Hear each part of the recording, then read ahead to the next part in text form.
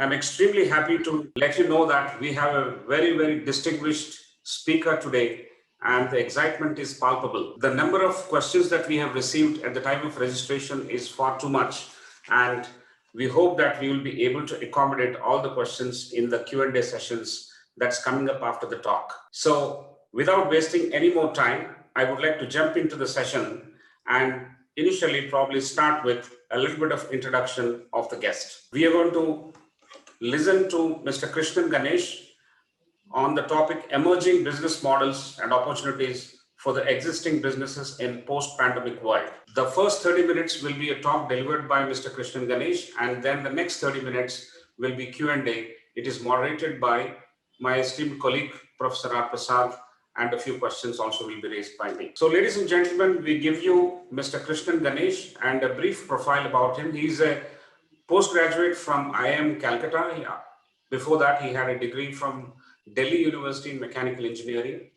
He received the Distinguished Alumnus Award from both the institutions, IIM Calcutta as well as Delhi University. In the past, he held positions like CEO of Wipro, Bharti British Telecom, a British Telecom JV in India, and held a senior management position at HCL. Mr. Krishnan Ganesh is a successful entrepreneur with 4 successful greenfield exits. He currently runs growthstory.in, a leading venture builder platform that promotes and incubates along with great entrepreneurs. The thing that we talk about generally from growthstory.in is Big Basket, Portia Medical, Bluestone, Home Lane, Housejoy, Fresh Menu, and many other companies actually speaking. So over the last few years, Growth Story has promoted companies like BigBasket.com, which is the largest e-grocery company that sends groceries home. Portia Medical is the largest and fastest growing home healthcare company, sending doctors and medical care professionals home, with 4,000 plus employees and operations across 16 cities in India. Bluestone.com, a leading online jewelry company. Fresh Menu is the largest B2C food tech company. Home Lane is a leading end-to-end vertically integrated interior design and manufacturing provider. Box is India's largest B2B food tech platform, serving over 5 lakh orders a day. That's massive. Verloop.io and AI and ML, so vernacular digital. His last venture, Tutor Vista, was acquired by US and UK listed education leader Pearson. Previously, Mr. Krishnan Ganesh founded and was chairman of data analytics BPO firm Marketix until March 2007, when the company was acquired by WNS, an NYSE listed company. In the year 2000, Mr. Krishnan Ganesh started Customer Asset, a pioneer in BPO call center space. The company was later acquired by, again, NYSE listed ICFAI Bank, is now publicly listed in India as First Source Solutions.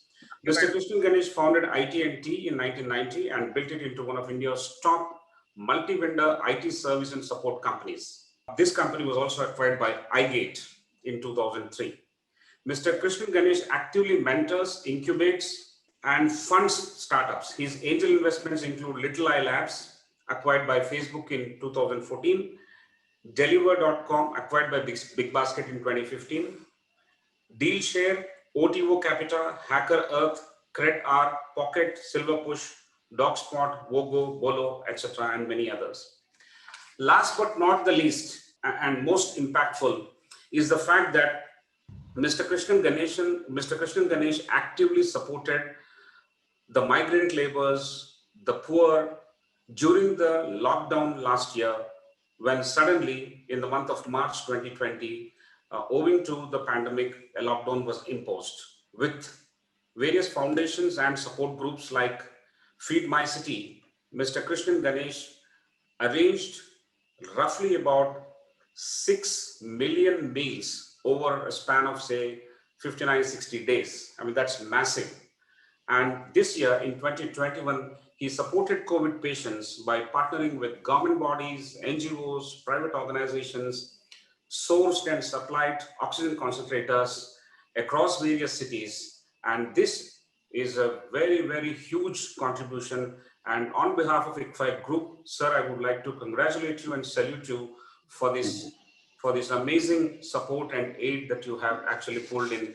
You raised funds and taken care of so many individuals in times of distress. Huge respect to you, sir. Now, ladies and gentlemen, let us enjoy the next 60 minutes and listen to Mr. Krishnan Ganesh. Over to you, sir, to start your talk. Thank you. Thank you very much. It's a pleasure for me to be here. Thanks, ICFAI Group. I've always observed over a couple of decades the way ICFAI Group had started and supported management education from a time when management education was not what it is today. And it's something not very easy to do and to scale. To do that consistently over decades is a great example of what we will talk about today, which is the new business models, including education and including higher education, is getting disturbed. What I thought I would do today is actually share some of the way I look at it, the way we from the new age startups look at the new business models.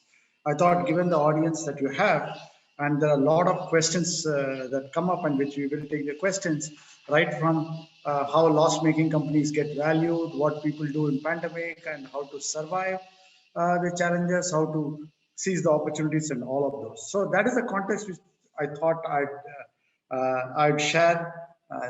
Some of the caveats before we start and disclosures, right? So while we are all MBAs here, and most of us are MBAs, and we understand what MBA means. We are very good at making presentations and spreadsheets and macros and all of those. And normally, if things work out as per our projections, we take full credit. If it doesn't work out as per our thing, then we blame the weather, the pitch, or the government, or whoever we can catch hold of, we blame, okay, right? Including gods and luck and all of that. So I'm also like that. So when some of the things that you mentioned in introduction seem to be too good to be true, or whatever I talk about seem to be too good to be true, please take it with a pinch of salt or a bucket of salt. And just because I'm here, if you want to know where to buy the bucket of salt, bigbasket.com is always there.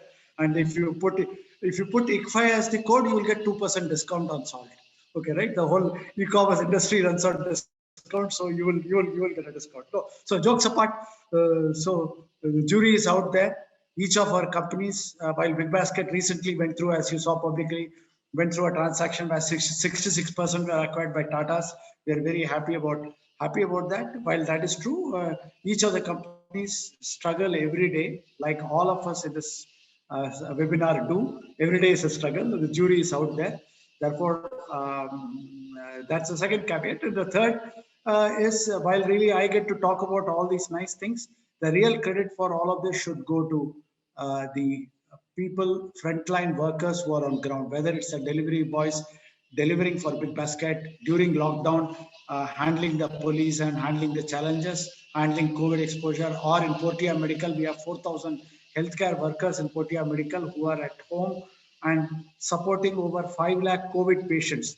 Now you can imagine somebody earning 12,000 to 15,000 rupees a month total, risking their life to support a COVID patient. I mean, that really deserves respect. Not me, who can speak well in seminars. So real credit is that. Similarly, in Tutor Vista and our early education venture, we had 6,000 teachers who used to work from home, get up in the morning at 2 a.m. to teach kids in the US. And this I'm talking about 15 years back when internet connection was not broadband. And these are people who used to do that. And very coincidentally, it will be very interesting for you to know, out of the 6,000 teachers, the largest number of teachers from one location came from Hyderabad. Okay, right? So Hyderabad teachers teaching US kids. Okay, right? So real credit should really go to those people who are doing that, not me. So with that, let me start the way we see it. The entire question is this new age business models that we see, whether it is the Oyos of the world, or Ola, or Flipkart, or BigBasket, okay, versus the traditional business model that we are all used to. All of us know traditional business model, economies of scale, how to leverage uh, scale, and the typical whatever Michael Porter's strategy used to talk about in management education, as what competitive strategy is, how to build businesses, what is required, and all that stuff. Now, that has completely given way to completely new metrics where you're no longer talking about gross margin or profit or EBITDA or return on capital invested or earnings per share, but completely different thing. So that's great. To appreciate that fully, let's take a step back and see what are the four distinct phases of evolution of business model. The first phase, typically the first industrial revolution, where the people talk about how water and steam came and the production got mechanized. The second industrial revolution was when electric power came up, mass production started. And third industrial revolution normally is credited to development of electronics and information technology. Then we started not just mass production, now in the third revolution started automating production. Now the fourth industrial revolution is really the digital revolution, which has fundamentally altered the way we live, the way we work, the way we relate to one another. And that is what we are seeing. So that's really the fourth phase if you see it. What we are seeing now is unprecedented change. The velocity of change, the magnitude of change, both are unprecedented. So again, to use a management jargon, because we are all management people, is the VUCA world. VUCA, volatility, uncertainty, complexity, and ambiguity. Okay, right? VUCA world. So in this VUCA world, new business models have evolved and new business models are needed because of this. Let's talk a bit about what is this unprecedented velocity of change? What has caused it? That has happened because of the forces of disruption that has happened. Again, I'm using some jargons. I mean, I'm also MBA from IIM Calcutta. I've been on the board of Indian Institute of Management Calcutta, so you can't take it away from me. But what are these forces of disruption that has caused? What kind of disruption? One is a technology disruption. If you look at today, the mobile, e-commerce, cloud, big data, in the last 10 to 15 years, all this has come up. This was not even there. Okay, right? So that is a big technology disruption, okay, right? Because of the mobile. Okay, right? Now we have already seen that in the last 10 years. Now no longer it's surprising that you are able to call a Uber or a Ola by tapping a button. The car will come, you will get an intimation, you will go enter the car. You don't have to speak to the driver, you're not spoken with anybody, you just tapped your uh, phone, the car comes, you go sit in the car goes, you get out, not even a word spoken with the driver because everything is there, payment is also automatically settled. That we have already now accepted it. If I had told you 15 years back this will happen, this would have been really part of Star Wars or science fiction. So that is over. Now we are seeing next wave of technology disruption, whether it is artificial intelligence, machine learning, IoT, blockchain, all of that has come up. Now, what it has done is it has democratized and leveled the playing field for any new entrant. So, if you look at some of my companies, I have a company called Verloop.io in Growth Story, which is a AI and machine learning company. 26-year-old founder. Now, you and I will never be able to understand how they operate, how they think, and all that. But that opportunity he has got. Otherwise, earlier when I passed out of college or I passed out of IIM Calcutta, the aspiration was 15, 20 years, 25 years to work in Hindustan Lever or Asian Paints. So that is one technology disruption, which is one force of disruption. Other force of disruption is the changing customer expectations. What is the customer today? Even old people, middle are savvy.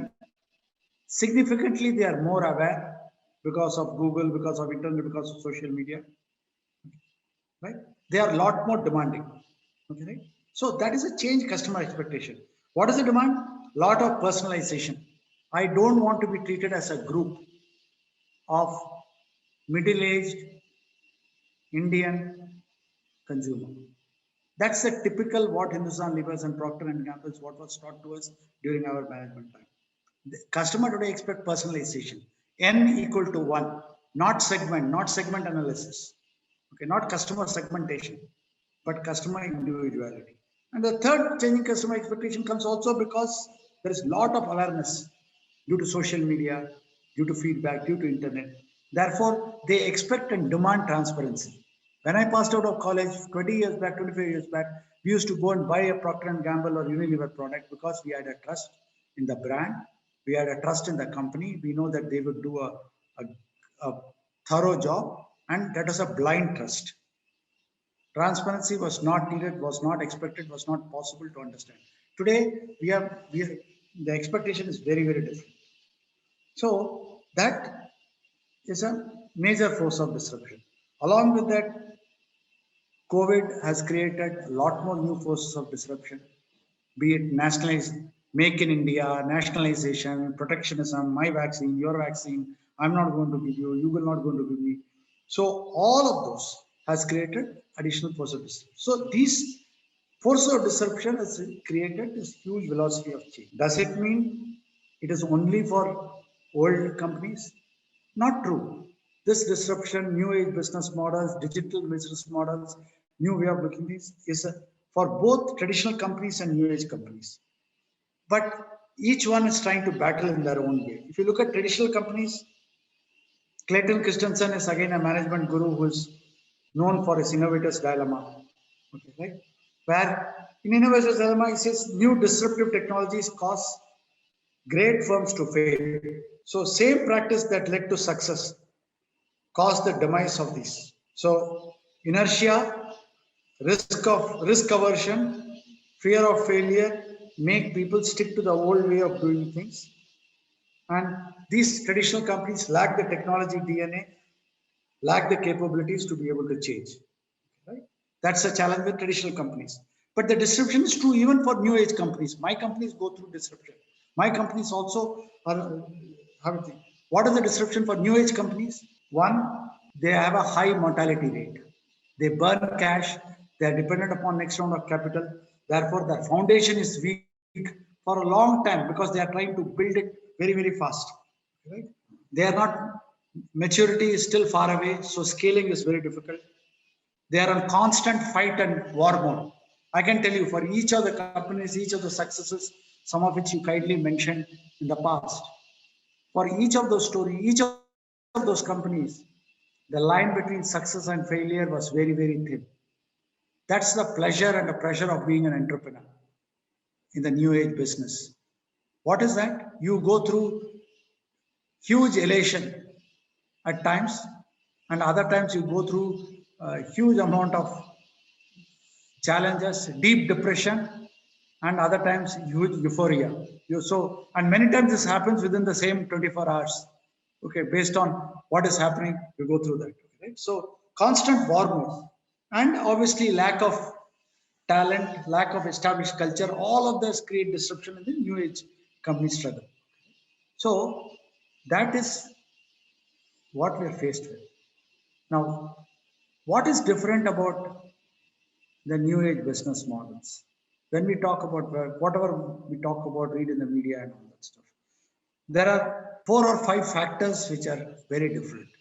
One, we already alluded to it. One is a new age customer.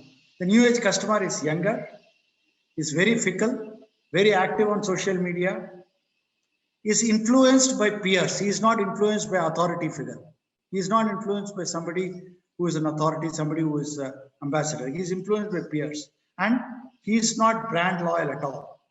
Extremely price sensitive and a lot more demanding. So that's a new age customer, which is very different than traditional customer. So that's one. The second difference about the new age business model is there is explosion of data. Today, there is huge amount of data, whatever you call it, big data, data analytics and all that stuff. Just the sheer volume of data, velocity of the data and variety of data that is getting generated, captured is phenomenal. This explosion of data also coming because more than 50% of the world uses social media now. More than half the world's population is social media. Okay. Therefore, what does it mean? This explosion of data means the new age companies can understand and offer personalization to the customers a lot better than what a traditional Walmart could have done or a traditional brick and mortar company could have done. That's the second difference. The third difference is increased velocity of change. We talked about it a bit. We have huge velocity of change. New technologies are coming up. New competitors are coming up. Walmart never thought Amazon would be competition. Car rental companies never thought, car making companies, car manufacturers never thought Uber or Ola or Lyft will be competition. New markets are coming up. What's going to happen to banks? physical banks, retail banks, vis-a-vis in a fintech situation. Third difference. Fourth difference is all these companies have technology at the core. Technology, IT is no longer a support function. It's not a data processing. We used to call it in my time EDP, electronic data processing. That was what technology was called. The IT manager was called EDP manager. Okay, right? Idea was it is used as a back office function to process payroll and process accounts. The biggest use of computers was to process payroll, process financial accounts, and obviously when the share market used to process share transactions because there's huge number of transactions. Now it's no longer the case. It's, it's needed to, technology is core, it's part of this, people need to upgrade the skills and all of those. So these are some of the differences that what the new business models, right? And finally, let's look at what is the radical shift that is giving rise to new business models, right? Customer expectations are raising for better experience. You want a ATM kind of experience, GPay kind of experience. Nobody today is going to stand in a queue in a bank branch or in a travel, in an Indian Airlines counter to buy tickets. I have done that. And during my college and post colleges, for initial working days, every Sunday used to be going to the bank to deposit the check, to get the passbook updated and all that stuff. Those times are completely gone now.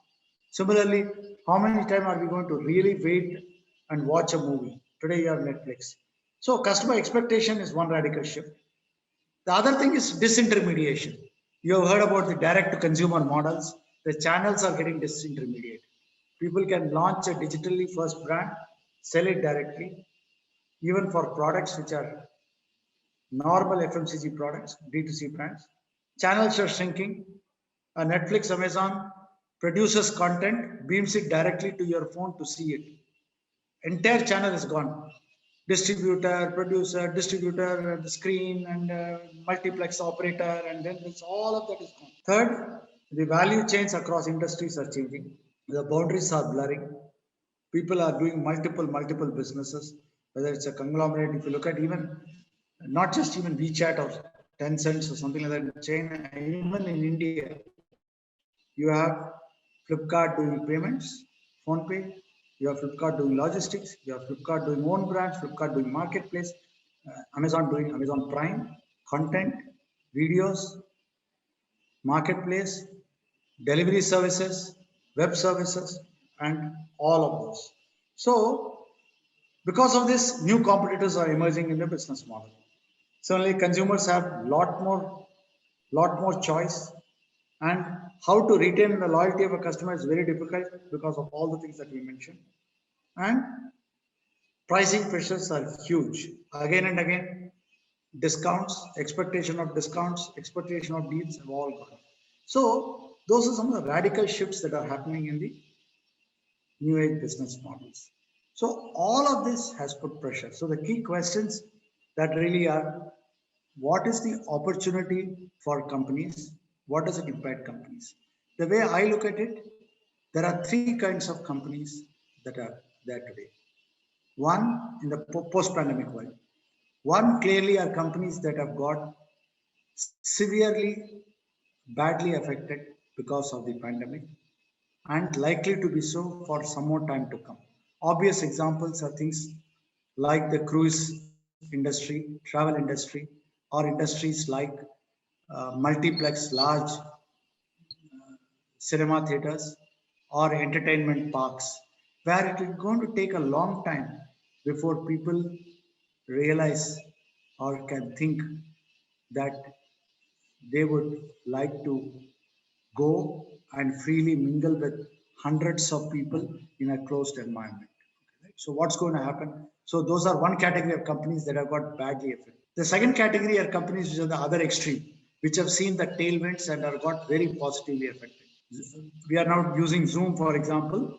Zoom as a company, teleconferencing, video conferencing companies, or in my own case, Big Basket and Portia Medical, healthcare, online thing, Amazon. Okay, right? All of those are unfortunately a very small section of the entire business, but they have got huge tailwinds. Suddenly you see huge adoption. They have got their business accelerated by 5 to 10 years. like what demonetization did for fintech companies or digital payment companies, pandemic has done for this sector. That's the second set of companies, other extreme. The third one are companies which have got temporarily affected because of the lockdown, because of restrictions and all that. They have to struggle, they have to survive. We don't know how many months, how many more waves. But after that, they will come up on top. They are not going to be decimated like the first category. Restaurants, for example, obviously are got badly affected, but it is not that they are going to go away. Okay, they are going to do that. Similarly, fashion goods, people buying fashion, people buying things to wear, to parties outside, to show any status symbol, luxury goods has got affected temporarily because people are not going out. So what's going to who is going to see, who is going to look? So that is not on mind of people because they are not going to buy. Normally, there were people who have purchased a new suit or a new dress, new jewelry, all of that because they have got X function to attend, Y function to attend. They are going to go somewhere. That's not going to happen now. But that will open up and come out. Hopefully sooner than later. But that's the third category. So based on where you are in these three kinds of companies, your strategy to address and adopt will be different. So that's one story. Two, specifically since I'm in startup, I work with startup and all this. Startup sector has been very badly affected unless you have been fortunate to be in those few small sliver of the sectors which are positively affected, like EdTech, for example, has been positively affected. But those are, we hear about them because it's large valuation, but those are handful of companies. The balance are all struggling, as are small and medium scale industries, MSME, and all of those. So for that, the only strategy is to stay alive and come through this because you will come out stronger. Whoever is standing will have much lesser competition. The weaker players will go away. So singular strategy is to survive. On the personal front, singular strategy is to ensure that you don't fall sick, you don't need a ventilator, you don't need ICU, you're able to do it. Same thing in business. So that is really the strategy. Of course, if you are one of the handful or the small sliver of companies that have got tailwinds, go ahead and raise capital as much as possible and try to scale and do all that stuff. Otherwise, it's a waste. The last aspect here is what is the opportunity for each and every one of us, whether we are in business, whether we are working, whether we are thinking of new business. Is this the right time? What should I do to seize opportunity? At the outset, this is a once in a century pandemic. Any crisis like this is obviously disturbs the status quo. And whenever status quo gets disturbed, it's phenomenal opportunity for anybody who is ready to jump in. Therefore, one, unless we are having huge challenges, such as already under a mountain of huge debt, or physically we are completely badly affected with COVID that we need another few months to recover before this, unless you are in that extreme stressful situation, you must capitalize on this opportunity. Never, it has not happened in a century, it's not going to happen again, hopefully. So once in a century disruption is an opportunity for you to seize and do it. Okay. How would I start looking at it? Look at what has changed. What has changed gives you the idea what will the post-pandemic world look like. Change in consumer behavior, change in priorities of the consumer, what they will not take up. When they don't take up something, they will have to do something else. Where will that time and money go? Because they are not going to go to some of the earlier things what they did, they are not going to do. Can you actually cater to that? Build a valuable future business. It may mean you have to shut down your existing business, perhaps, or you have to leave your job and take a leap of faith and start it. I think overall, despite all the gloom and doom, from my opinion, I think this is, other than COVID, loss of lives, which is very sad, and hopefully the third wave, if it comes, will be a lot more this one. From a business and opportunity point of view, no better time where the status quo has got questioned and changed to be able to do that. So that's what I wanted to share. Very happy to keep it, take questions and keep it more interactive. you said 30 minutes. I have spent 25 minutes speaking. So one of, like you had mentioned about First Source, one of my businesses, first businesses which we exited was in the call center business where we got paid by the minute. So I'm very conscious of time and and therefore that's a good habit. Happy to take questions or anything else you want me to cover. Do that. Pleasure to be here, Professor Prasad and others. Thank you ICFAI for having me here. Thank you, sir. In such a short span of time, I think the number of issues that you have covered is pretty interesting. And in a situation like this, the changes are unprecedented and we seem to be actually losing hope. But towards the end of your talk, you have given us a huge ray of hope and once in a century kind of situation, something which you need to capitalize on, unless there are severe backlogs of limitations because of the recent history of any specific organization. So that's interesting, sir, and there are lots of questions for us to take.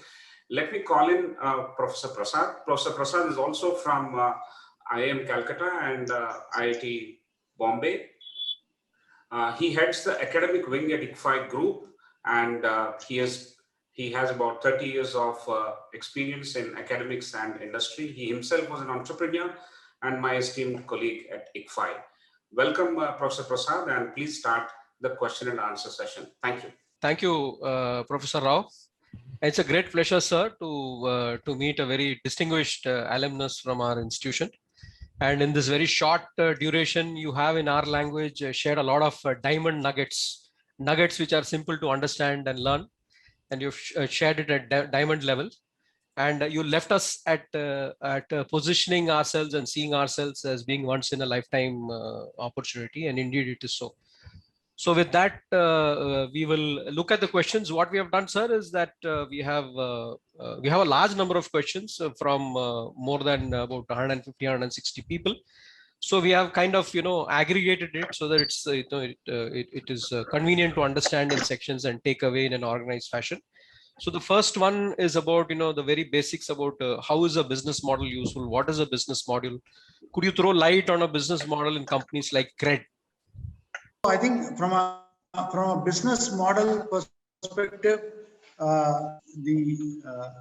what all these changes that I've talked about has given is multiple business models. Traditionally, if you see the old age economy companies, we had only one business model. What I would call perhaps as the pipe business model. So you had supply, you had processing factory, and you had sales, distribution and sales, and consumer used to buy. So I will get some inputs, I will process them, make some outputs, and actually sell it to the people. And the typical things that your professors will teach you is operating leverage, economies of scale. Each product will make small amount of margin, and when you sell number of products, millions of products, you will make millions of if you make 1 rupee per product, million product will give you million rupees. With million rupees, you'll be able to cover your fixed costs, and you will make money, and you will keep growing that business. And that's a traditional business model. Okay, right? Now that has given completely changed to a platform kind of a business model. What is a platform? Whether it is a marketplace or it is one place where you are not making anything, you are providing discoverability for the consumer, you are providing a place for the seller, which could be a small enterprise, to come and list and showcase and then sell, and then you take a small platform fee for it and you work on that. Whether it is Swiggy or Zomato or many extent Flipkart or Amazon, they are really platform business model. Then you have certain hybrid business models where you combine both the elements.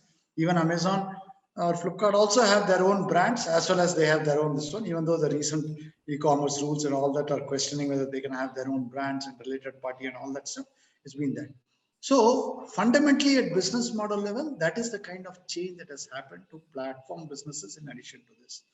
Obviously, there are disruptions happening saying that why do you require multiple channels? I can do direct to consumer. What is the role of a wholesaler or a distributor and all of that stuff? I can do directly. So that's the other cut there.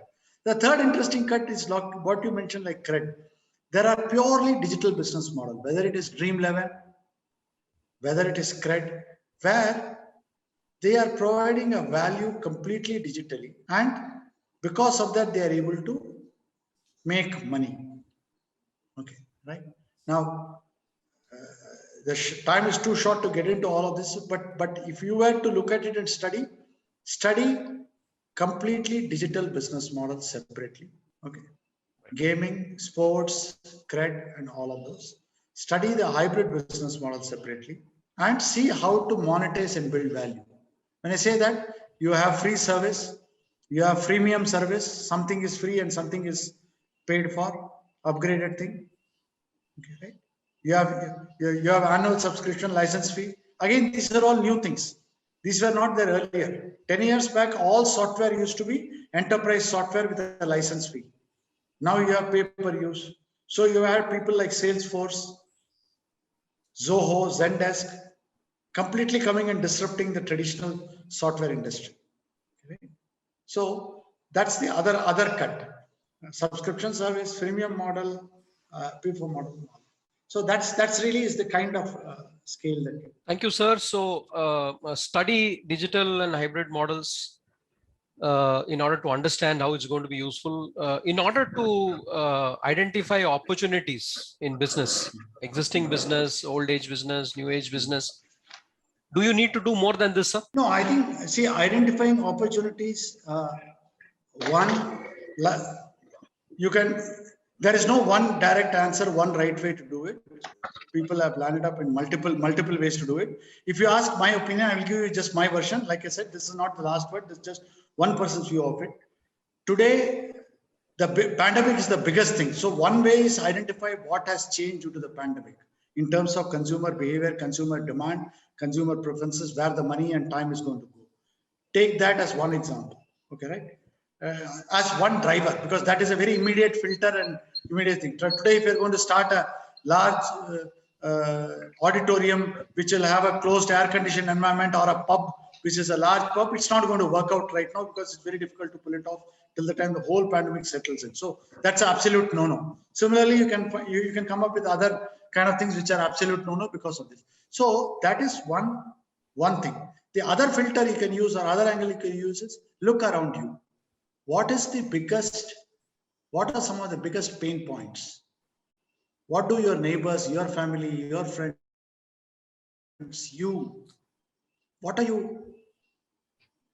where is it that you're feeling the pain? What is it that you want? What is going to make a big difference to you? And try and solve it. Okay, right? So pandemic opportunities on one side, the big pain points that you see around you, that is all that is required. You don't require McKinsey's of the world. You don't require MBAs of the world. You don't require deep analysis. Okay. So big pain points, pandemic created opportunities, and what you think you're capable of doing, you want to do. Okay, right? And you like to do. These three together will give you a good idea about opportunities. Fortunately, in India, everything is broken around us. Okay, right from water to power to this. And I'm saying this despite spending my 59 years in India. I have never studied abroad. I have never worked abroad. I'm a hardcore Indian. I want to die here. I love India. Okay, right? I have no doubt about it. Everything is broken. Everything is broken here, and everything is broken here. I'm saying in a very positive sense. Because of that, we can solve a problem. We can solve a problem and create a business in India as an entrepreneur easily. What I mean by that is, if we are unfortunate enough to have been born in UK or US, they are very evolved economies. All the basic problems have been solved. For me to be an entrepreneur there, to have done what I have done and what I'm doing, I would have to be a genius. Okay. In India, you don't have to be a genius. So many problems are there. You deliver milk and bread, you can build a unicorn. Similarly, you send doctors home or nurses home and give you physiotherapy. We have Potia Medical, which is a 4,000 people company across 16 cities in India. Could I have done this in US or UK? No. There I would have to go through some Facebook or Twitter or Snapchat or some really fuzzy unimaginable, ununderstandable business model. So this is more than enough in India. Big pain points solved. Only thing is, go for where the pain point is large. In India, normally we like to pay for what is must have. That is my opinion. What is good to have, we will not pay for. So if you are extracting a tooth, if you are trying to fix a broken tooth, if you are trying to do a cure you're a dentist, you can do that. But if you say I will give you dental checkup, general checkup, and all that, in India, people will not take for it. So painkiller, antibiotics, medicines, yes. Supplements, vitamins, good to have, very tough to sell in India. So focus on big pain points, you'll be able to. This is very interesting. Apart from the first big P, which is the pandemic, which you've showcased as an opportunity for so many of us, brought in another P, the pain point. And I think that's a big kind of terrain where you can look at. So with that, sir, I go to the next query. In your view, what kind of startups will thrive in the post-pandemic situation? Which sectors? What characteristics? Yeah, that's a very general question, but very clearly, again, if you go back to my thesis, let's say what has changed. People's perception, importance of building immunity, staying strong, ensuring that you don't fall sick, not dependent upon the outside healthcare infrastructure. All these are now indelibly ingrained in the mind. So I think healthcare products that make you stronger, have stronger immunity, products that will make you have less comorbidities, likely to fall sick, will fly a lot. So I think that is something which is very big. And also the kind of death and uncertainty has shown people will value their time more, hopefully will negotiate less and put less value on price, but more on time. So therefore, products that even at a higher cost gives more convenience, whether it's paying for delivery of goods or paying for services that make your life simpler, easier, because people start valuing time, would be very, very big. The other thing I think will happen is that not just because of pandemic, but in general because of the rate of change, people will value the ability to learn more than the actual knowledge. The fact that you can acquire newer skills, you can keep adapting to changing VUCA world will become more important than the actual knowledge. And we are seeing that if you're a banker, even if you're a doctor, the kind of technologies that you have, the way to use it, you need to learn how to use it rather than trying to work on it. So that I think will become a lot more critical. Some of the things like shared resources, not owning but actually renting, the flexibility to be able to move your money across asset classes or across locations, all that will become more important because people have seen many challenges now. So those are the broad factors that I see it. But again, like I said, based on your area of interest, based on what you see, and pick and one and you build on it. Thank you. I think in education we see a lot of connect to the 4 points that you mentioned. And I think the next question is about this. What makes platform models relevant? Is it going to be omnipresent, or there are some businesses where it may not be as relevant? No, that's a great question. I don't think that is yet been fully answered yet. So in the platform model, there clearly are platforms that are national. If you look at a Flipkart or Amazon or something like that, what do you mean by that? Large national warehouses and stores, large supply chain, buying stuff in bulk and distributing it nationally. That is one kind of a platform model. Where what does it give for the people who list their products on the platform? It gives discoverability. Okay, they have large traffic, they promote large traffic, and they have taken care of all the hassles which I as a small seller will have. Payments page, collecting money, warehousing, storing, logistics, supply, all of that which I need to do, I don't have to do, I can do that stuff. That is something that they have clearly done. Okay, right? So it gives that is one kind of platform. I mean, there you need to leverage the platform traffic to be able to get customers at a variable cost. So I make a nice, lovely product. I list it there, and because they get hundreds of millions of traffic, 100 of those will come to my site and buy my product, and they will take care of all the hassles of it. The other model is, platform model is not national but hyper local. Take for example Swiggy or Zomato or something like that. They're also platform. They're aggregators. What are they doing there? They are saying in Koramangala, I mean, I'm in Koramangala or in Gachibowli, okay, right? In that area, what are the 200 restaurants that are delivering right now? What is the price? What is the rating? What is it? Now that is not national. It has no relevance to me in Indira Nagar, Defense Colony, Koramangala, or right now I'm in Kur. It doesn't make any difference. Okay, this is local. In that hyper local area, giving discoverability, ensuring enough drivers to be able to deliver the product within 30 minutes, and a rating system by which people are able to rate up, down, and all that stuff and showcase and do that is what they are providing.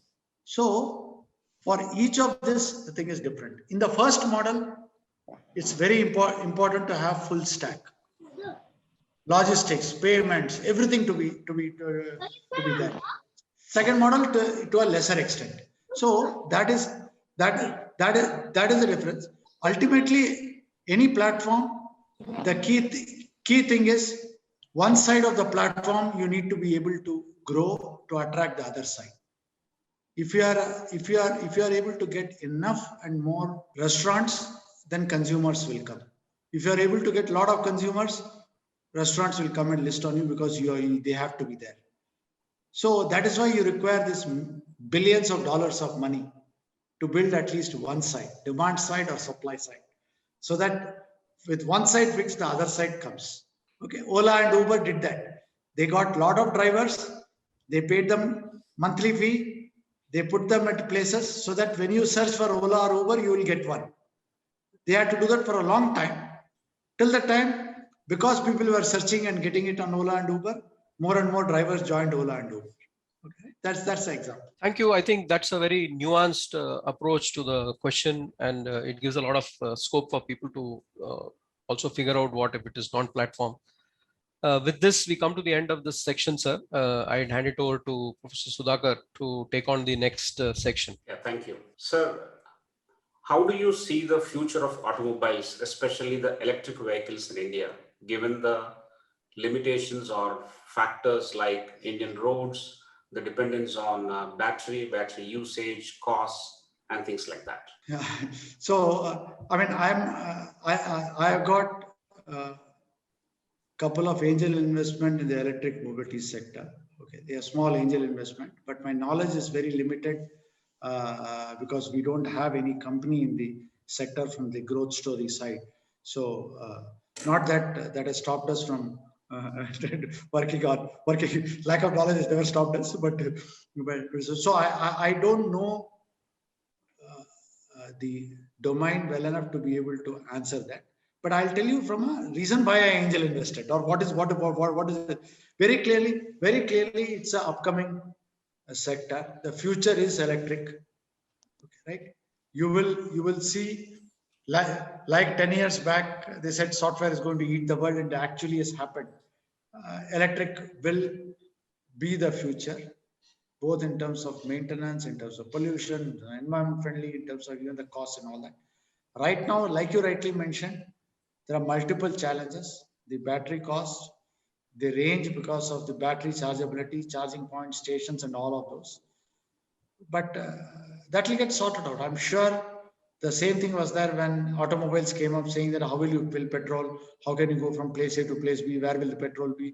And all that stuff. All that, as the virtuous cycle starts and flywheel starts moving, will get sorted out.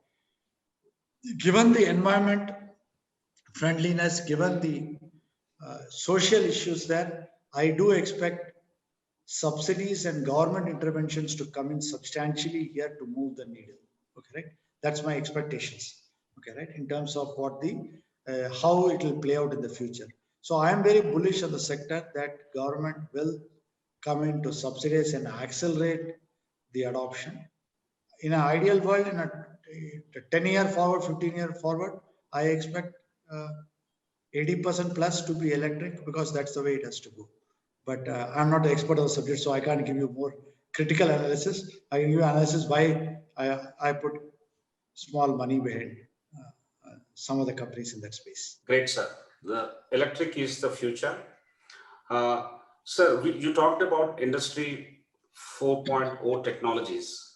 What is the impact of these Industry 4.0 technologies on the Indian manufacturing sector in terms of business models or adopting the technologies, in terms of the costs, how they lay out, and what are your comments on Internet of Things in the manufacturing sector? No, so I think again, I'm not the expert on this, so for me to be able to comment on specific manufacturing would be very, very difficult. But what I see the experts talk about is using basics of AI machine learning models, using virtual reality to be able to make manufacturing lot more automated and based on robotics and VR than human. So the number of errors, quality would drastically and significantly change, and that will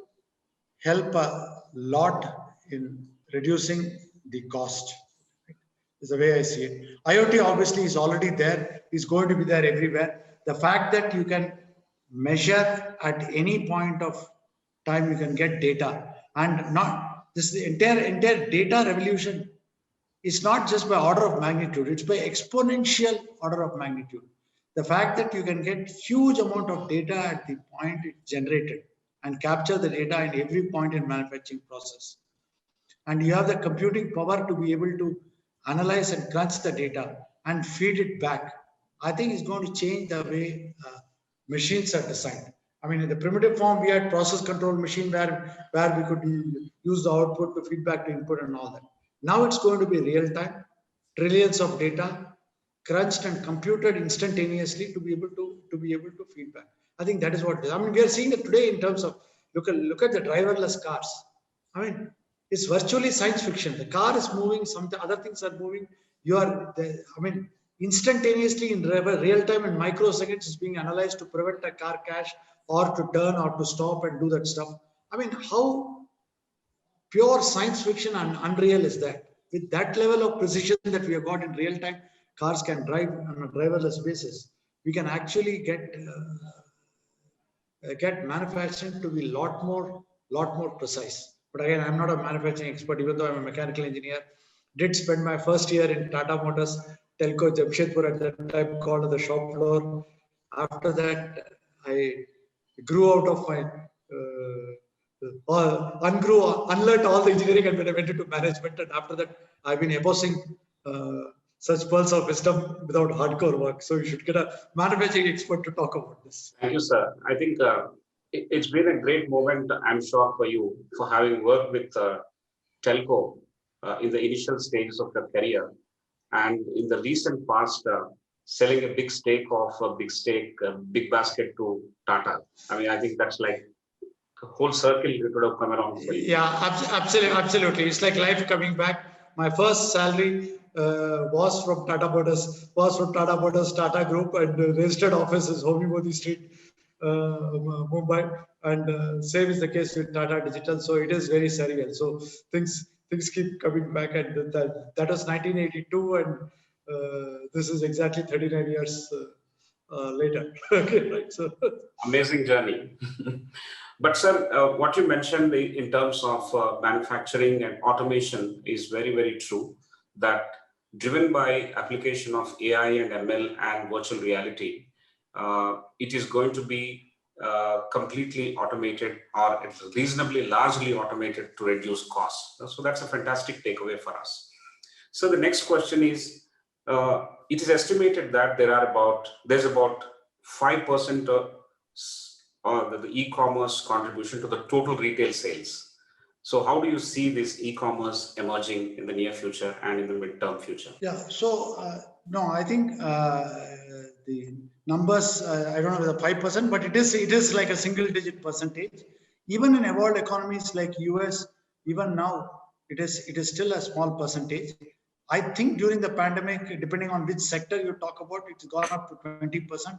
But again, it's still a fraction. Okay, right? So therefore, what I expect is what pandemic has done, the lockdowns have done is have forced users who are reluctant users, remove the hesitancy, force them to try e-commerce. So we have seen a huge jump in adoption of e-commerce by reluctant users who otherwise would not have used. So I think e-commerce has gone forward by 5 years because of this forced usage of people. Just take the example of Big Basket. We had Shah Rukh Khan as the brand ambassador. We had high decibel advertising in television. Despite despite Shah Rukh Khan, despite high decibel television advertising, we were growing very fast. Okay, right? But not blockbusters. Okay, right? Come pandemic, come shutdown, come lockdown, the volumes went up by 10x. Why is that? Because of the forced shutdown that made people sick. Now, when things normalize, will that increased volumes remain at the same level? They will not remain at the same level. They will go back, they will come down, but they will settle at a level which is much higher than what originally was. That's how we have seen a 5-year adoption. Just like demonetization did to Paytms of the world or fintech companies of the world. Because there was no choice, the vegetable vendor had, and the auto rickshaw driver had to adopt to digital payment. Everybody had to accept. Okay, right? So similar to that, that is what has happened in e-commerce. After that too, you will find that it will still be 10%, 20% range. I don't think it will go to 50% range and all of that stuff. But what has happened are some of the things are not changeable. You cannot go back in life. You are not going to wait in a queue in a hot summer day, in a checkout counter, buy items. For one item, go to a shop, buy, stand in a counter, park the car, go the car, take it, bring it, park it, take it. All that is gone. The expectation of convenience, the nasha of convenience, the ability to buy instantly, ability to sit at night 11 o'clock when you're browsing your smartphone, the night at 11 o'clock after a drink, you see something you want to buy with one click. That nasha, that consumer behavior has irrevocably changed. Look at the way you buy train tickets. How many times I have stood on, caught a bus in Delhi to go to the railway station, stood in the queue.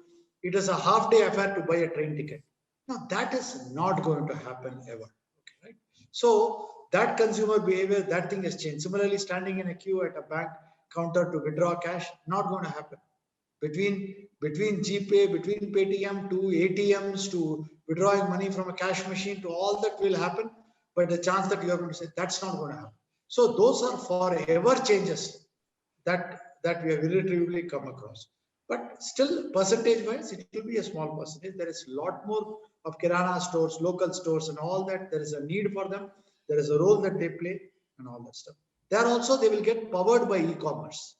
Do we still need all the channels from farmer to the produce to the shop to the consumer? No, we don't need. You will see shrinking of channels. So there will be using e-commerce related technologies for B2B e-commerce, for supply chain e-commerce, technology in supply chain, all of that will change. But the way the question was asked, e-commerce is a single digit percentage, it will go to a double digit percentage, but it will still be a fraction. That's what we have seen in developed countries too. Great, sir. That's a great insight into what is going to happen in e-commerce. I very distinctly remember when I booked the ticket to go to IIM Calcutta from Hyderabad, from Secunderabad for my interview. So that was a hell of an experience, actually speaking. But I don't think, even if they give me ready admission without any test now, I'm going to book the tickets in the same manner. So probably we all will catch up at Joka, including Professor Prasad, next time when we get to there for an invite or for an event or for something. But the times have changed, and the pleasure of traveling, the pleasure of doing commerce on internet has completely changed. Thank you very much, sir, for that input drawn from your own experiences as well as your business experiences that you are currently participating in. So the next question is more relevant to what has happened with Big Basket. You have introduced delivery tokens during the pandemic. Is it going to continue, or what are the learnings or structural changes having gone through such a thing? Yeah, so no, delivery tokens was very temporary thing because a huge surge in demand and inability to meet. People said frustration levels were very high. Not only were they not getting, they do not know when to get. So that is a way to streamline it. In an ideal world, not just an ideal world, in a normal situation, there should be instantaneous. There should be no need for tokens. We're not rationing. We are not rationing. So that will go. Already it has got eased and it will ease to a normal situation. So during the pandemic, sourcing local grew. So how is it going to evolve after, say post-crisis, how is it going to evolve? Sourcing local grew during the pandemic. So how is it going to evolve post-pandemic? Yeah, so see, right now, during the pandemic, what happened was because there were restrictions on interstate movement, cross-border movements, and there were challenges of availability of logistics. Lot of local sourcing did happen. Okay, right. I don't know whether the question related to that, but generally, not just in India, even globally in US, people like fresh produce. People like supporting local entrepreneurs and local community to be able to support that. Whether there's going to significantly, the sentiments are there, that's going to significantly change. I personally don't think so, but I have not studied that to be able to see it. Hyper local businesses anyway rely on local sourcing, right? As you can understand, the vegetables that you get in Big Basket Hyderabad does not come from anywhere else. It is come from in and around that. Some of the changes happens in, for example, in food items. People want more fresh food. Okay, so we have seen frozen food which are frozen, transported, stored for 6 months, and then reheated. Those things might take a slightly backseat. Okay, right? Again, the perception is that is frozen food. Actually, that's not true, because when you deep freeze it and you reheat it, the bacteria goes away. So it's technically as fresh as anything. But if I tell you that the vada pav you're going to have was frozen 6 months back, okay, right? You have a mental block against it. Okay, right? Against that, if I supply you something which is made 3 days back, and you can reheat it, you can use it, or you can cook it, you'll feel more comfortable. Even though scientifically, the first one is more certain not to have bacteria. It technically is more fresh. Okay, right? So those things might come up, but I don't know if that answered the question, or if that was the intent of the question. Yeah, that is, sir. I think you have answered it beautifully. So thank you very much, sir. Now I hand over to Professor Prasad for the next round of questions. Professor Prasad.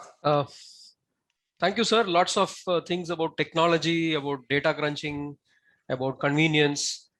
Now, going ahead, how will this what do you call the data and the technology part of it get balanced with the human touch?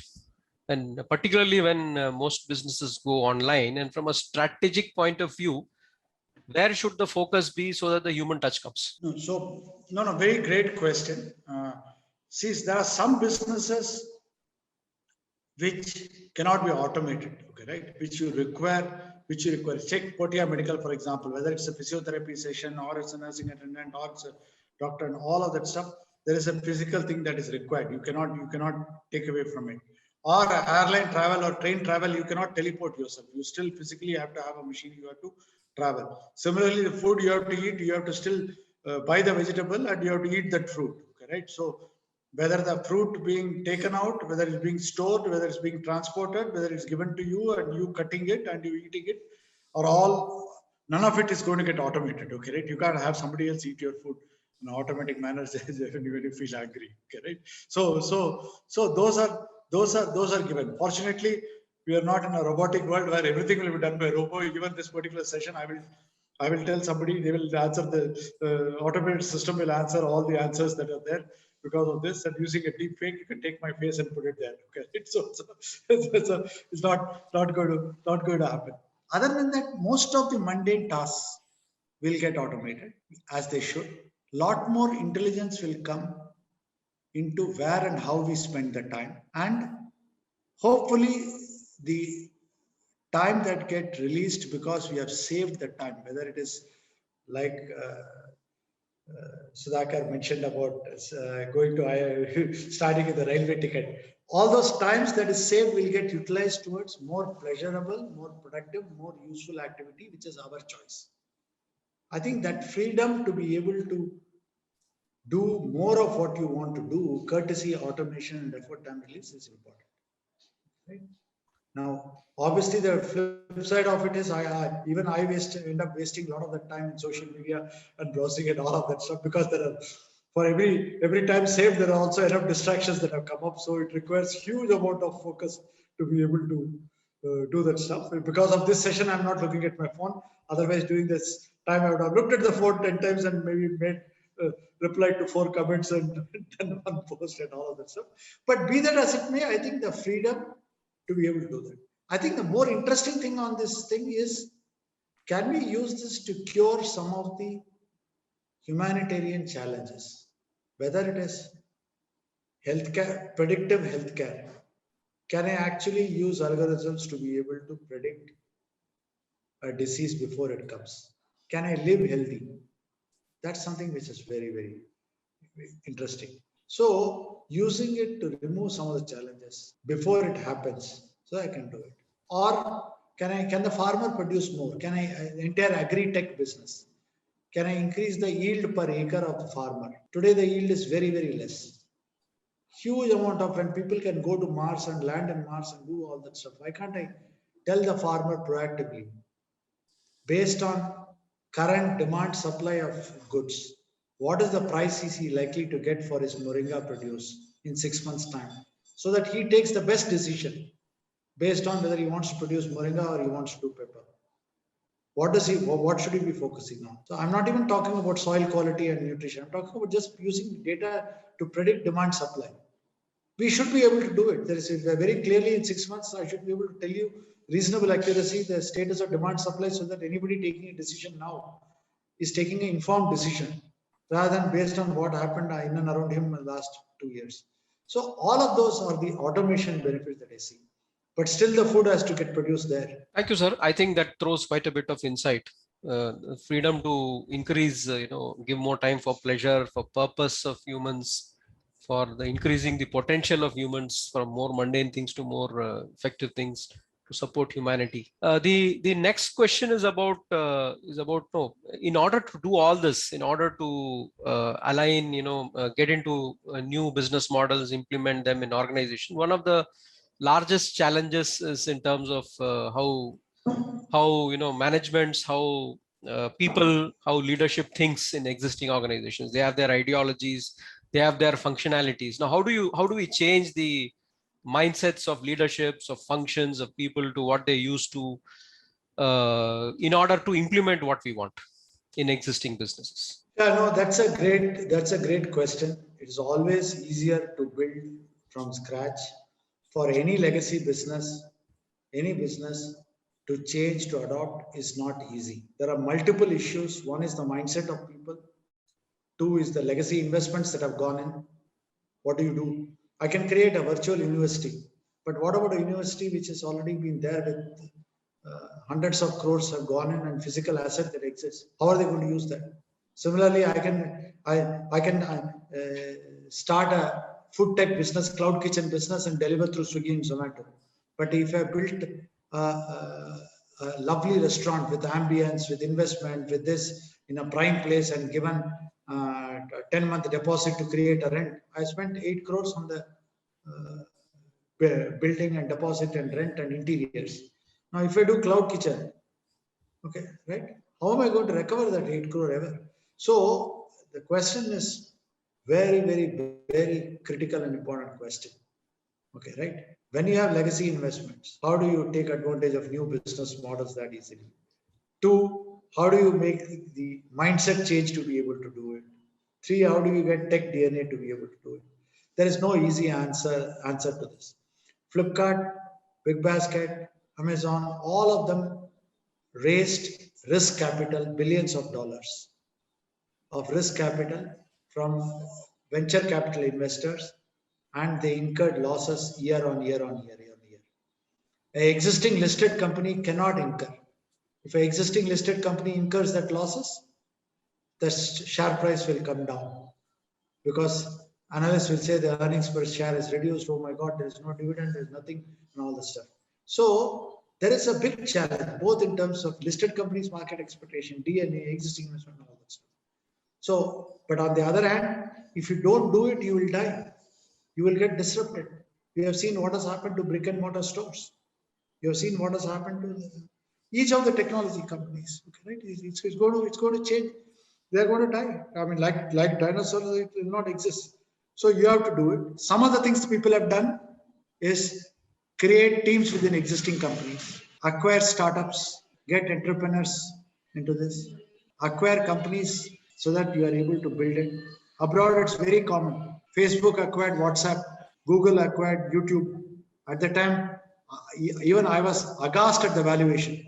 But now you see, YouTube and WhatsApp contributes substantial amount of value to the acquirer. Okay. So that is what we have started seeing the green shoots in India. You have seen Marico acquiring, we have seen Tata taking large stakes in pharmacy, in grocery, and in other places. They have got on Mukesh Bansal, who is part of the CureFit, to be able to as a president of digital. So these are ways to get external DNA into this. Not easy, but you cannot change the DNA unless you do something big, bold move. Tata's is a big, bold move. I hope to see a lot more of this by traditional companies to be able to. Thank you. We've got some. So what that means is we've got some examples of how people have started doing it, and then there will be many more ways in which people will start doing it. But then no stopping the fact that people will need to do it. In the same context, you have started new when you became an entrepreneur, sir. And normally the advice is, stick to the knitting, do something that you've got some competency in. But from the background and from the kind of ventures that you've been in so many diverse areas, you've moved from field to field. So what were the insights which we can gain from that, as an individual entrepreneur, connected also to the previous question, though it was a startup?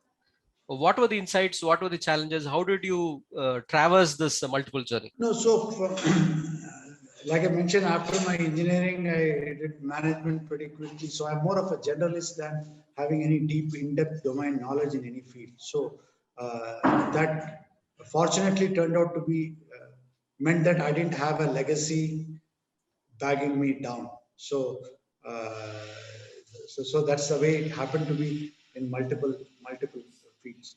So my own journey has been based on fundamentally looking around me and seeing where is the opportunity, where I think I can come in, disrupt the status quo, and increase the chances of success.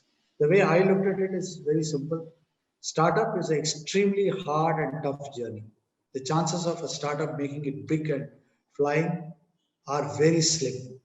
It's a low probability game. Now, all of us who know statistics know that if you are going to play a low probability game, then you should play the game in areas where the chance of success is very, very high. It's like buying a lottery. There is no point in buying a lottery where they promise you 1 lakh rupees, because the chances are very low anyway of getting that 1 lakh rupees. So what do you do? What is a smarter way to play the lottery? If you want to play the lottery, go where the price is 100 crores, because anyway the chances are so low. There is no point in trying to go for 1 lakh. So like what they say in statistics, the expected value of the return is probability of the return multiplied to the value of the outcome. Okay?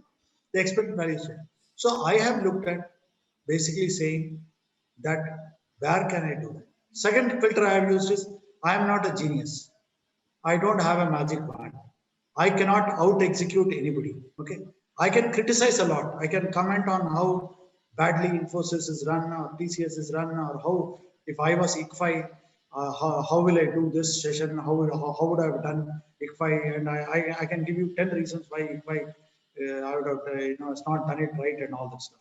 But if I were to start a ICFAI or a TCS or Infosys, will I do any better? Absolutely not. Not 20, I will make 30 mistakes. Maybe 2 or 3 of them I will not make because I've seen somebody happening. So to out execute, outperform Reliance Retail or a Nilgiri store is impossible in my opinion. Okay, at least I can't do it. I'm not a genius. I don't have any magic wand or anything. Can I start a better hospital than Manipal Hospital or Narayana Hridayalayya? Absolutely not. I will criticize a lot because we all love to criticize. Okay, right? But can I do anything better? No. So in that case, what should I do? If I can bring a different way of doing it to disrupt the status quo, to change the rules of the game, then I have better chance of winning. So whether it is customer asset, what is First Source IT services, or it is Portia Medical, or it is Big Basket, what is the common thread across these companies? They are all first in their category.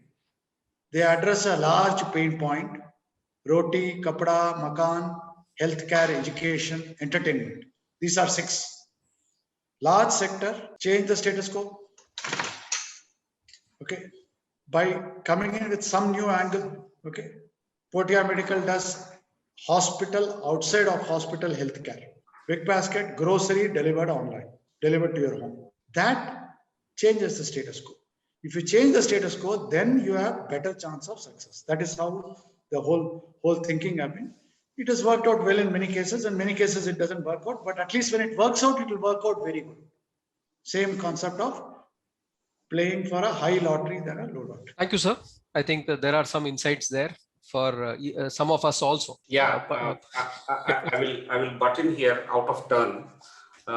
In the context of what Krishnan sir is mentioning, what are the lessons for us, Professor R. Prasad, in terms of pivoting, or in terms of creating a new product that you have created, that is online MBA, and has legacy weighed us down, or have you sought strength from anything else that was part of legacy? Probably you could reflect. While sir is also here, we can seek 1 or 2 suggestions from him. Over to you. Thank you. That's a wonderful question. In fact, I was thinking about it, when sir was responding to this question. And I think one of the first points was that there is enough, the surveys and the research from thought leaders say that in online education, MBA will be the one which will be the most sought after and which will have the maximum percentage of enrollments. That is one. So that takes care of the fact that, go into a place where your chance of success is high. And similarly, when we do the next one, we'll also be doing that. So that's point number 1.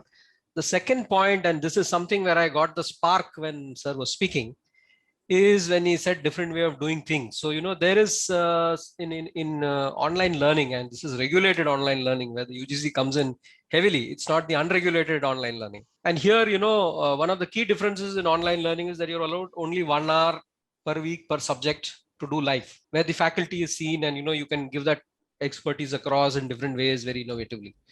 And the remaining time is asynchronous.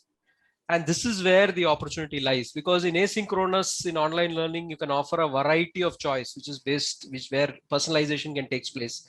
People need not pick up everything. While in a conventional program, you have to sit in that class. You have to spend those 3 sessions of 1 hour, 15 minutes each. While here it is not that. So that remaining time where there's a lot of asynchronous, which is taking place, you can leave it to the choice, and different students will go about it in different manners given that wide variety of choice, and then you can support him on that. So that's the point which I've got in these last 10 to 15 minutes, and I think that works. So there was a spark there, and thank you, sir, for that. That's very interesting, actually. And also picking up from what sir has mentioned in his own journey, being a generalist, Yes. And then not getting weighed down by the knowledge of any specific domain, or playing out of the biases coming out of being part of any domain. I think there is also a cue for most of our students and working professionals there that your mind is open and you keep trying many things as you moved from domain to domain, and treated everything probably alike and looked for the opportunities to invest and grow those businesses. So that is also, since ICFAI offers a generalist MBA, and some of the best business schools in the world offer generalist MBA, programs. I think that's another cue for us.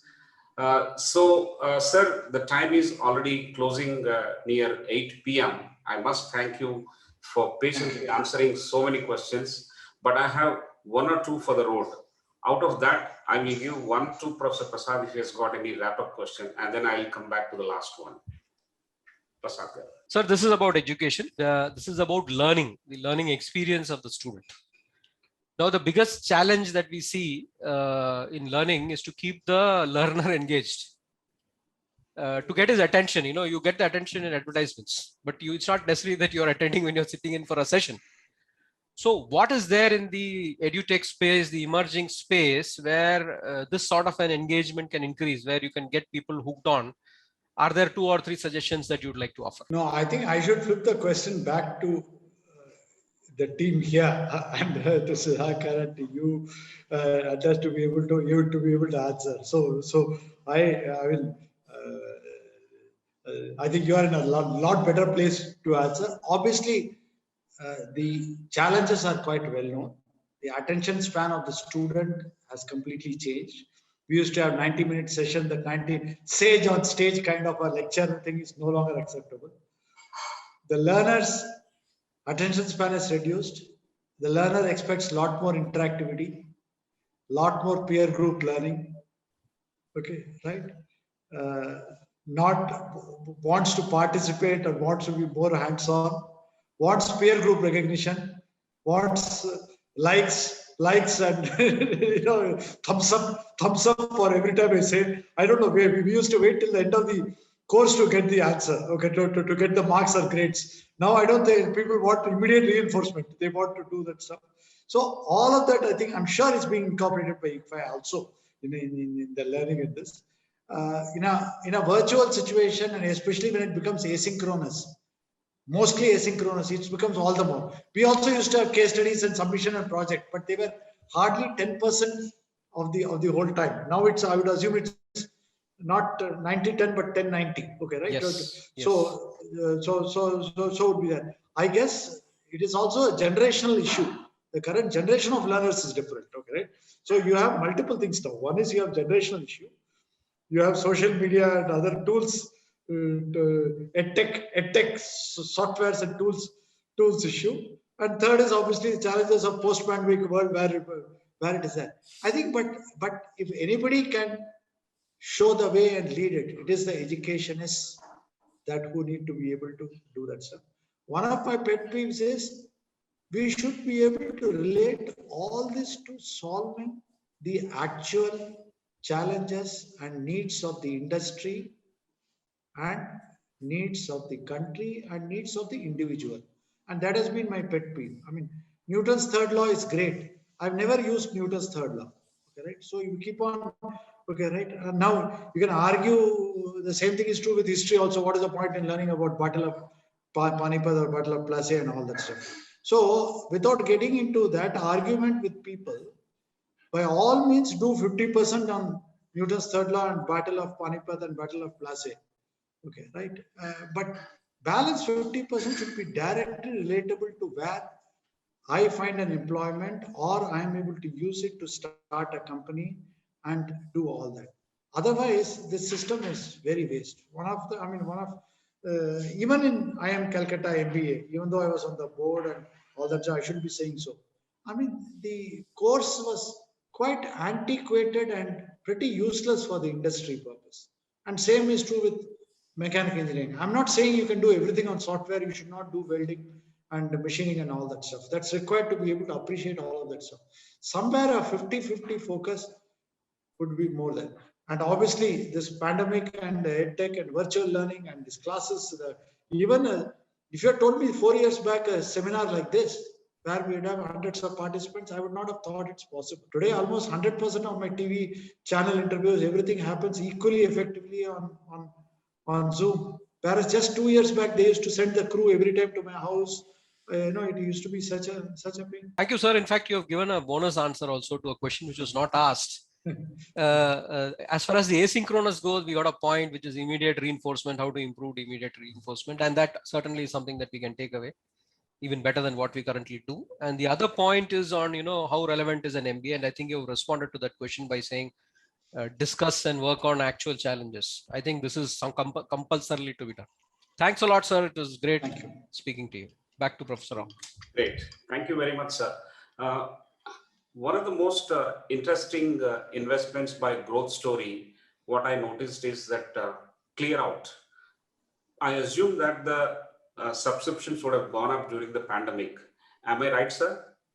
Yeah, it does. It did go up. It did go up substantially during the pandemic, but not to the level that we wanted, because many of the sectors, people stopped sending out emails for email validation simply because they didn't want to bombard when people are going through challenges to be able to do that. Right. So it is not. I mean, unlike grocery or healthcare, which is a immediate, non-postponable need. Right. Some of the email marketing campaigns did stop, either because they were short of budgets or because the mindset of people is that you're not going to end up buying that. It's like trying to buy a luxury yacht. Nobody's going to, people are not thinking of that because of the mindset at the time is health. And so that was the thing, but it did go up substantially. Great. Sir, I was also looking at Qtro. Qtro, see, during the pandemic, there was limit on many things, and one of them was experiences for the customer. Now, if new products or new foods give experience, do you think Qtro was playing a role there? Yeah, no. So Qtro went through actually challenges because of logistics issues due to lockdown and availability of products for the sellers also. So so from a pandemic perspective, it was affected negatively than positively. Right. So thank you very much. I can't thank you enough for this amazing session of inputs, insights, and broad direction for all segments of working professionals who are glued onto the screen for the last 1.5 hours that we have discussed through questions and through your talk also. And I'm sure there are several takeaways for us, and we will be compiling everything for the benefit of our students and for our own learning as well within our organization as we embark on inventing or innovating new products or new programs for ICFAI itself. I will come back to you in times when I need you, and I must thank you and Mr. Peri Maheshwar for giving this connect, and you have readily agreed to speak in our webinar, sir. Immensely grateful for your time and patience and interest. And several things are common and several things seem to be very clearly and easily explained. So you made this learning very easy for us, sir. Thank you so much. On behalf of all of us here, on behalf of ICFAI Group, we would like to thank you once again for this valuable time that you have spent. And at the same time, I would like to thank all the members in the audience who have patiently waited and typed in several more questions. You will have to excuse us if we have missed out any important question, because there are a lot of overlaps, and therefore we thought it has already been answered even if the question was not asked. One complete cluster was answered by sir in 3 answers, where the whole cluster was removed by us because it has been already answered. So thank you very much for your participation. Ladies and gentlemen, we'll meet you again on July 9th with yet another leader from the Indian Incorporation, that is Mr. Harish Bhatt, who is going to speak on leadership, life lessons and inspiration on July 9th. So we'll see you again on July 9th at 6:30 p.m. Once again, sir, thank you very much. Professor Prasad, thank you very much. Thank you. Thank you all. Have a good evening.